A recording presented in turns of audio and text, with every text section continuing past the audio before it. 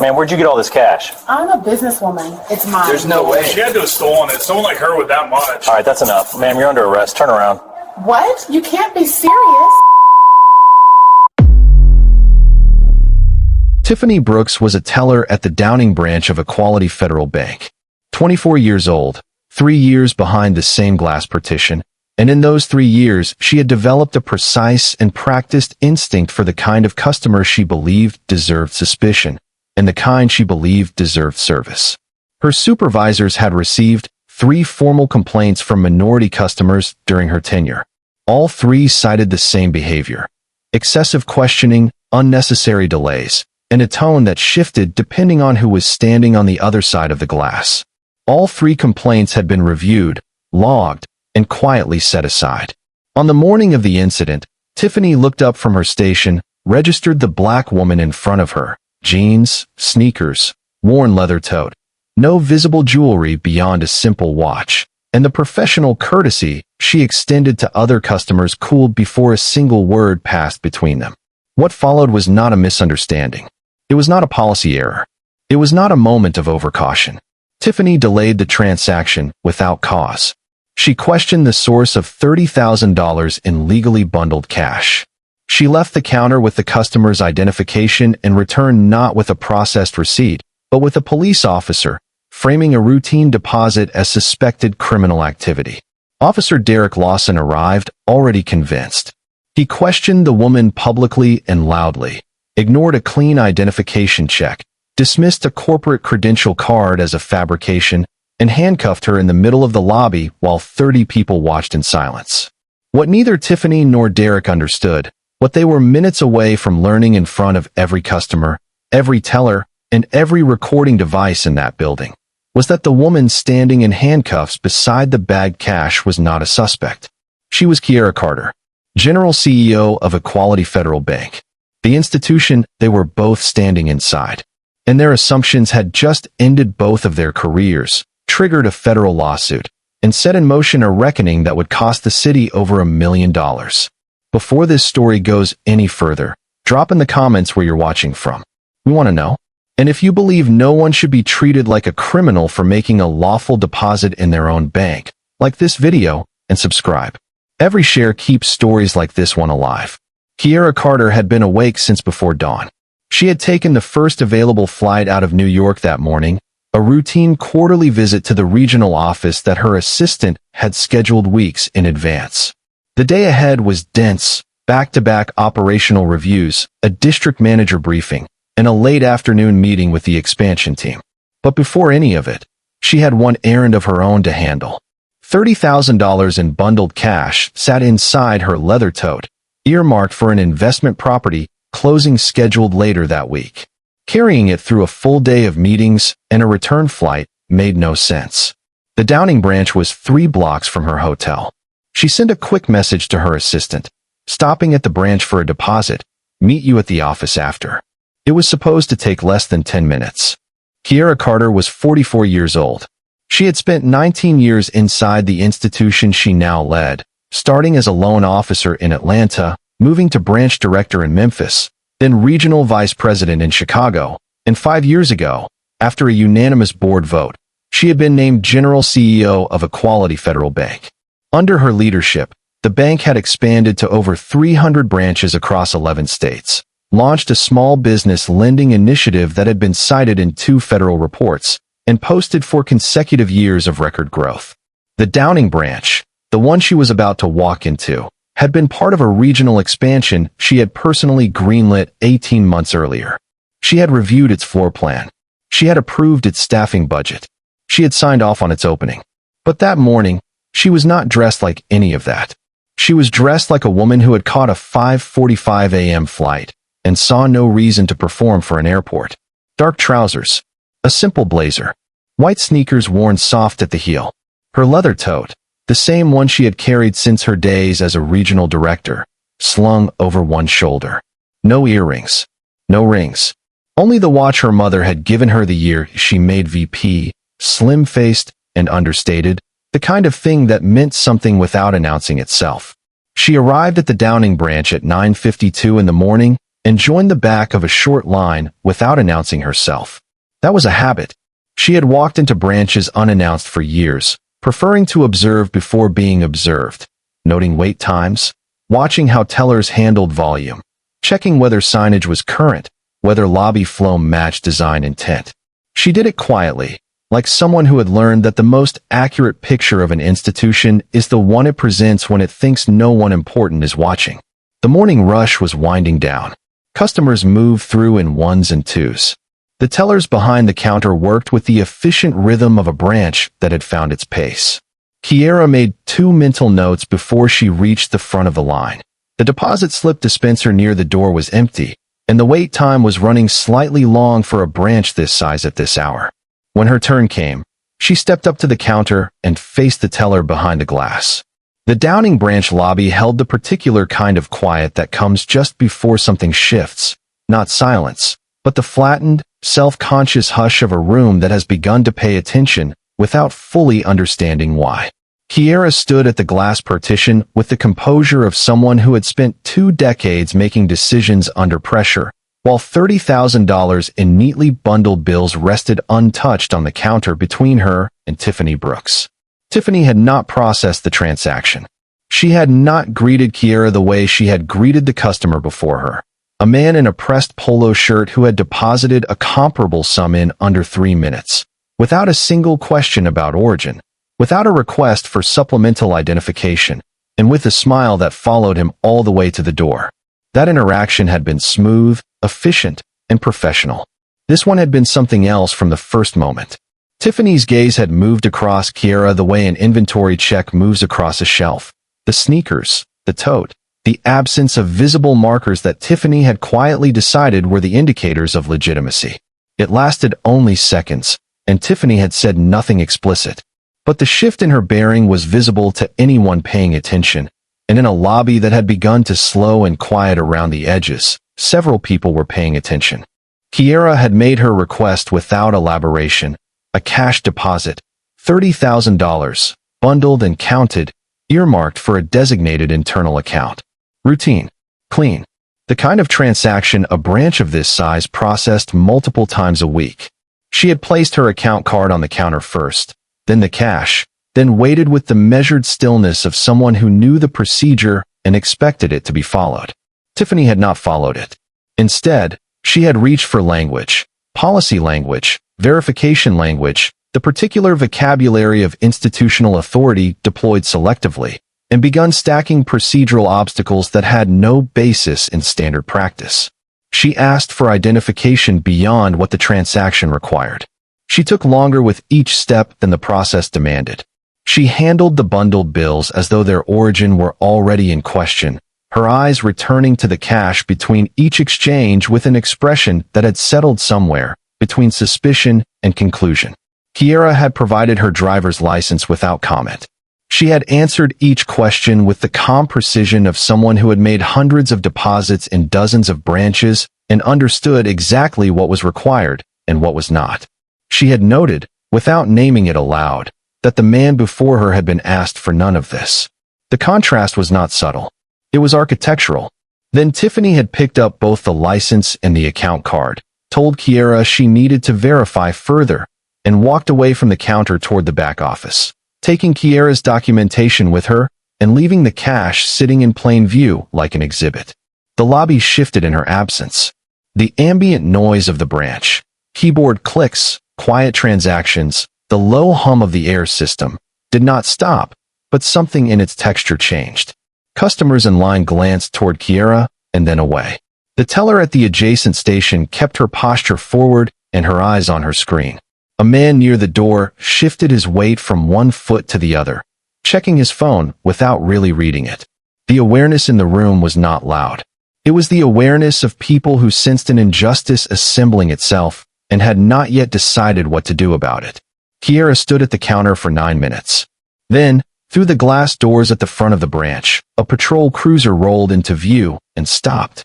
Officer Derek Lawson stepped out of the vehicle with the particular posture of a man who had received a call and already written the ending before he arrived. Shoulders set, chin lifted slightly, one hand resting near his belt as he crossed the lobby threshold, and let his gaze move across the room with the practiced efficiency of someone cataloging threats. His eyes found Kiera with the speed of someone who had already been told what to look for. Tiffany emerged from the back office at almost the same moment, and the timing of her reappearance, synchronized with Derek's entrance as though coordinated, told the room everything it needed to know about how the situation had arrived at this point. She indicated Kiera to Derek with a gesture and a few words pitched loud enough to carry, framing the transaction not as a deposit under review, but as a crime in progress. Derek crossed the lobby directly toward Kiera. He did not approach the counter calmly. He did not ask an opening question in a neutral register. He entered the interaction already at an elevation, voice carrying, body positioned to claim the surrounding space, and the 30 or so people still present in the branch felt the room contract around it. Kiera did not move. She did not raise her voice. She did not reach for her phone or turn toward the door or show any of the physical indicators of panic that might have confirmed the narrative being constructed around her. She answered each of Derek's questions with the same measured, factual register she had used with Tiffany. The money was hers. The account was hers. The transaction was legal. The documentation had been provided. Derek ran her identification through dispatch. The response came back clean. No warrants, no prior record, no flags of any kind. He looked at the result the way someone looks at a report they had expected to validate a conclusion and instead found nothing. He did not soften. He treated the clean record as an administrative inconvenience rather than a resolution and shifted his justification from verification to detention, deploying the vague language of ongoing suspicion to maintain control of a situation that the evidence had already resolved. Kiera reached into her tote and produced her executive credential card, the Equality Federal Bank seal embossed in the upper corner. Her name in full, her title in full, her photograph, the same face Derek had been looking at for the past several minutes. Tiffany looked at the card and dismissed it with the certainty of someone whose assumptions had calcified into fact. Derek mirrored her. Neither of them paused to consider that the credential was genuine. Neither of them looked for the portrait hanging at the end of the hallway behind the teller stations, the seventh in a line of framed executives, placed there 6 years ago when Kiera Carter had taken the position. They had decided what kind of person was standing in front of them before she had placed the cash on the counter, and no document she produced was going to alter a conclusion that had never been based on evidence. Derek turned Kiera toward the exit, secured her wrists behind her back, and the handcuffs closed in a lobby that had gone completely still. The bundled cash was placed into a clear bag and handled like confiscated contraband, each motion performed with the procedural theater of certainty, as though the bagging itself were proof of something, as though the act of treating it as evidence made it so. Several customers had their phones out now. Not all of them were aware about it. One woman near the waiting area, composed, unhurried, positioned at an angle that gave her an unobstructed sight line, had been recording since before Derek arrived, with the quiet focus of someone who understood that the value of documentation is in starting early and staying steady. Others looked away, not in disagreement, but in the particular discomfort of witnesses who have not yet decided whether to become something more. Derek began moving Kiera toward the door, and then, outside, through the glass facade of the branch, for black vehicles pulled into the lot in formation. Not the staggered arrival of concerned family members or curious bystanders, but the coordinated, deliberate approach of people who had received a message and responded to it with institutional speed. The doors of all 4 vehicles opened at the same moment. The first suited figure stepped through the branch entrance, and the lobby, already holding its breath, went somewhere deeper than silence. The balance of the room had not shifted yet, but it was about to, and everyone present, in some register they may not have been able to name, already knew it. The first suited figure through the door was a woman in her late 30s, moving with the kind of controlled velocity that signals not urgency but preparation. Someone who had received the message, assessed it, and arrived already knowing exactly what needed to happen next. Simone Vance, Kiera's chief of staff, did not scan the room the way Derek had scanned it when he arrived. She did not need to locate the subject of the call. Her eyes found Kiera in under 2 seconds, standing near the exit, wrists bound, expression composed, And what crossed Simone's face in that moment was not panic. It was the particular cold clarity of someone who had just confirmed what she had hoped was an exaggeration. 3 members of the corporate security team fanned out behind her with the quiet precision of people who understood that their presence was the message. No raised voices. No aggressive posturing. Just placement, deliberate, visible, and impossible to misread. Simone walked directly to Officer Derek Lawson and stopped at a distance that was professional but not deferential. She held a tablet facing outward at chest height. On the screen was the executive leadership page of Equality Federal Bank's official website. Kiera Carter's photograph centered beneath her full name and title, General CEO, the same face that had been standing at that teller counter since 9:52 that morning. Derek looked at the screen. He looked at Kiera. He looked back at the screen. The math was not complicated. Simone did not give him time to recalibrate his posture before she turned toward the branch manager, a man named Ryan Hollister who had materialized at the edge of the lobby sometime in the last 4 minutes, standing at the perimeter of the scene with the expression of someone who had been hoping it would resolve itself before requiring his involvement. It had not resolved itself. It had escalated past every point at which his intervention might have prevented damage, and now he stood in the wreckage of his own inaction wearing a face that understood that fact completely. Simone directed him toward the hallway that ran behind the teller stations. She did not ask. One of the security team members accompanied them at a measured pace, and what passed between them in that hallway lasted less than 90 seconds before Hollister returned to the lobby looking several years older. Derek still had not removed the handcuffs. The delay, for seconds, perhaps 6, was not procedural. There was no remaining protocol that required Kiera's wrists to stay bound, while a federal executive website displayed her credentials on a screen 3 feet from his face. The hesitation was something else. The particular paralysis of a person whose certainty has just been publicly and completely dismantled, and who has not yet found a way to move through what comes next. A customer near the center of the lobby, a man who had been standing motionless for the past several minutes, walked without prompting toward the hallway behind the teller counter. He was gone for less than 30 seconds. When he returned, he said nothing. He simply gestured toward the wall he had just seen, and the people standing near him turned to look at the hallway entrance as though they could see through it. What was hanging on that wall, 7 frames into a gallery that ran the length of the corridor, was a portrait of Kiera Carter, formal, framed, and labeled with her name and title. It had been there for 5 years. It had been there on every day that Tiffany Brooks had clocked in and taken her position behind the glass partition. It had been there on every day that complaints had been filed and dismissed, and filed again and dismissed again. It had been there this morning, 30 feet from the counter where Tiffany had decided that a black woman in sneakers could not possibly be who she said she was. Derek removed the handcuffs. Kiera brought her hands forward and held them at her sides. The marks on her wrists were visible from several feet away, not dramatic, not theatrical, just present, the way evidence is present, quietly, undeniably, and without requiring anyone to comment on it. She did not raise her voice. She did not accelerate into anger or expand into the kind of confrontation the room might have braced for. She stood in the center of the lobby and spoke at a register that required people to be still to hear her, and the room became still. What she said was factual, sequential, and delivered with the composure of someone who had understood from the beginning that the truth was always going to be sufficient. She did not need volume. She had documentation, witnesses, and 5 years of portraits on a wall 30 feet away. Tiffany had retreated behind the counter and was attempting to reconstruct the incident as procedural caution, policy compliance, fraud prevention, standard verification steps applied in good faith. The argument collapsed almost immediately under the weight of what Simone produced next.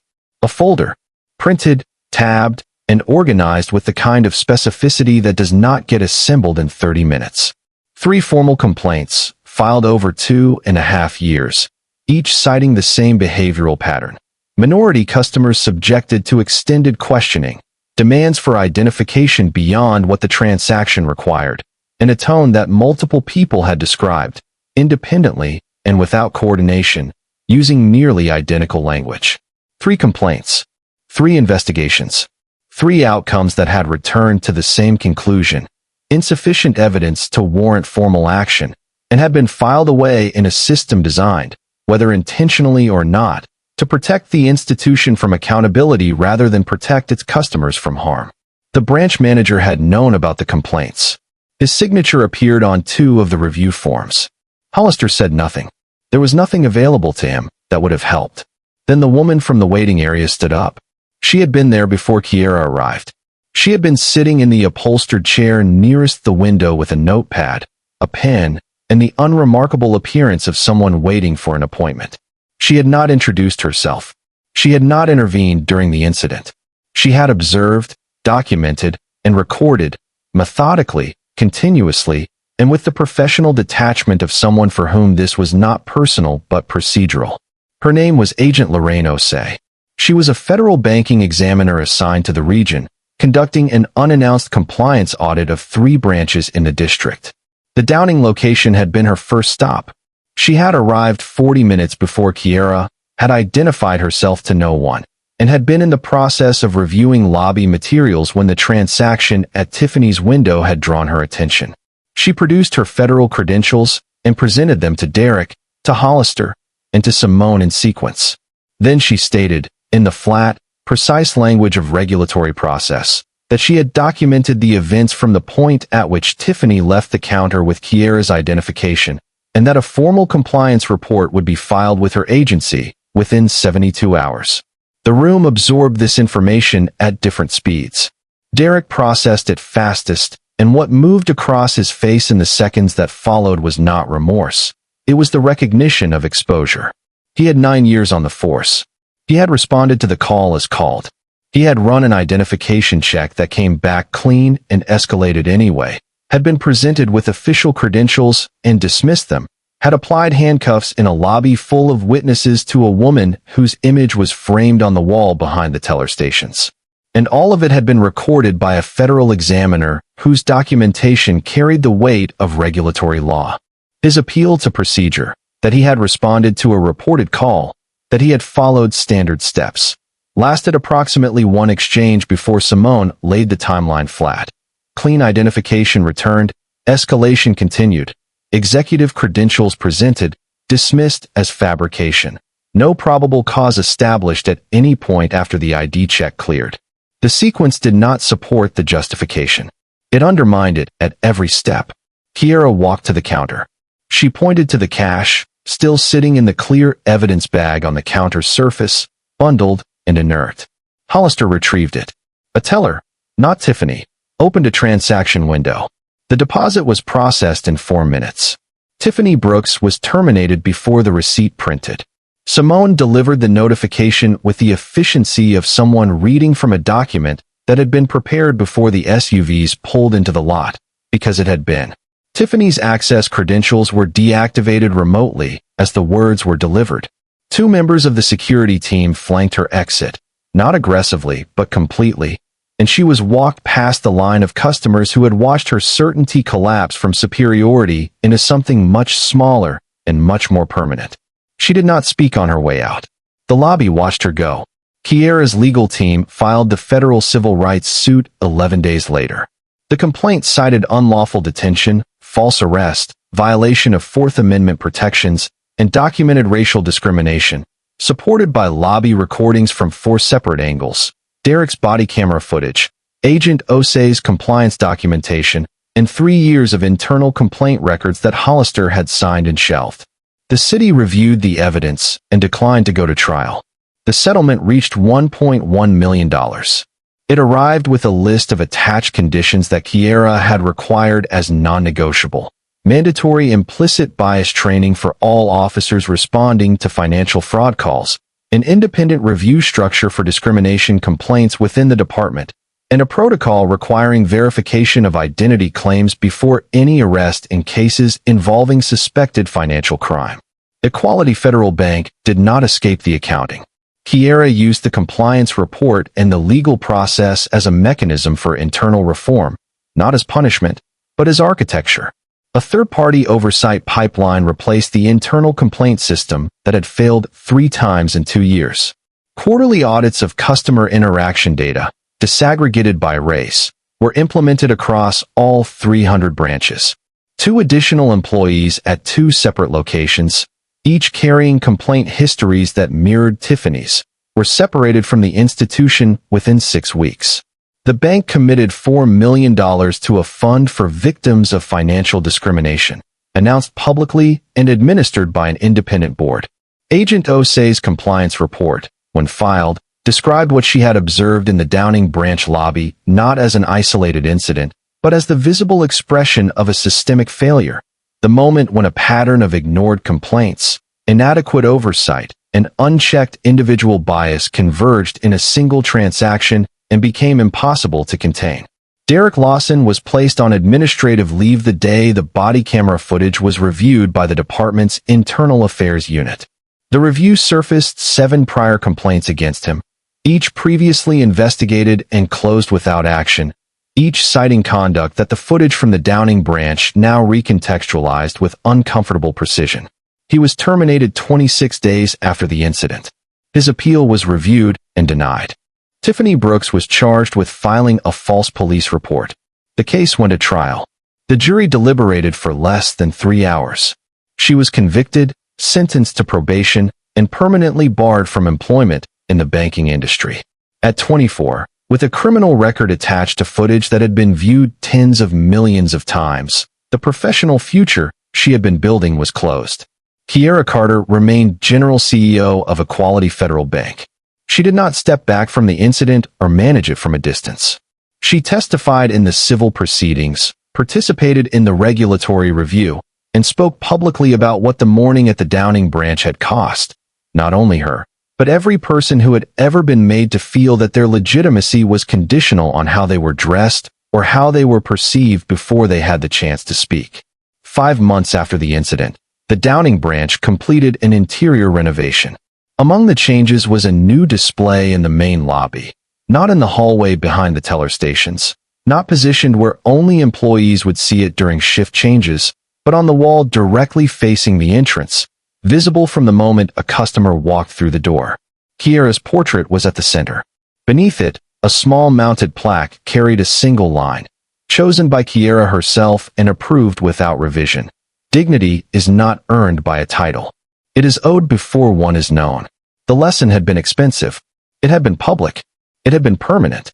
And the most important part, the part that outlasted the settlement and the terminations and the viral footage and the regulatory report, was the part that Tiffany and Derek had never understood, even at the end.